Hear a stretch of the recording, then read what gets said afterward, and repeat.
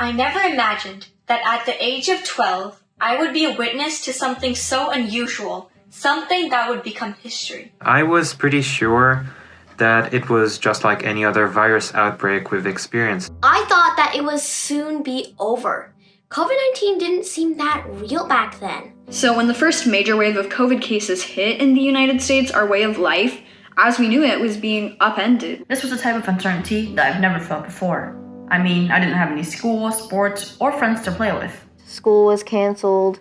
Then it went virtual. No yearbook signings, no end of year celebrations, nothing. Loneliness, boredom, and isolation made me feel pretty gloomy. For over a year, children around the world have adapted to life in a pandemic, navigating new ways of socializing and going to school.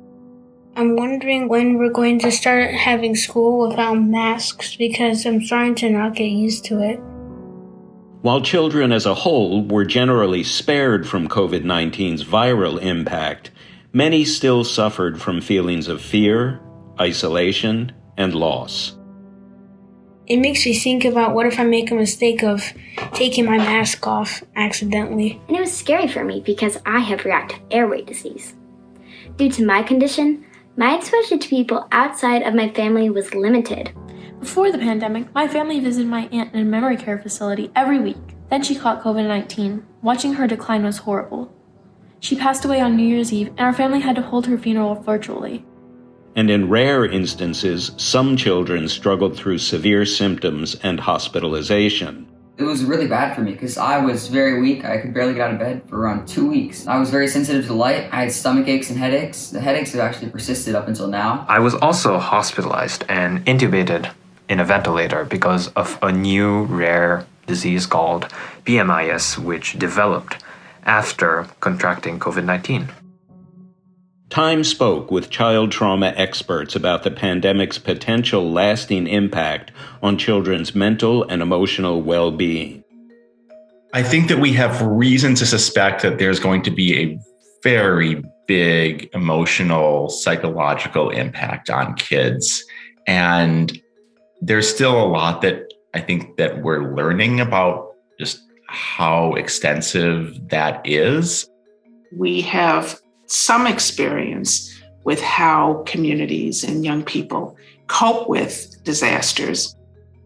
There are two things that are different about this. One is the enormously protracted nature of this chronic stressor. The second is that we were forced to socially distance and restrain our social interaction, which is not our typical tendency when we're under stress. We know, for example, those children who have experienced deaths of loved ones will be more vulnerable. They're dealing with many more issues, particularly around grief and loss. We know that children that are in BIPOC communities have always had disparities, and we're seeing that more, and mental health is no different. There is definitely evidence that mental health service use among kids and adolescents has dropped significantly. School-based mental health services are one of the main areas where kids and adolescents receive mental health services from. And with so many schools having gone remote for, a very big chunk of the past over a year now, there's no question that a lot of those services have been disrupted, and it's made it a lot harder for kids and adolescents to get mental health services. I think there are curriculums and activities being developed for kids, really helping them think flexibly and proactively, taking initiative and understanding how do you cope with these things. You can't control so many aspects of this, but what can you control? We need to really think about how do we infuse strong positive relationships both at home and at school, because we know from the science that one caring adult, just one, can make a complete difference in the trajectory of a child's life. Experts will need more time to develop a fuller understanding of the pandemic's lasting psychological impact, but children are resilient, and they are already drawing their own lessons from their experiences. I think one of the best things to come out of this pandemic was realizing how much enjoyment there really is in the little things. I learned how much we rely on human interaction, especially in-person human interaction.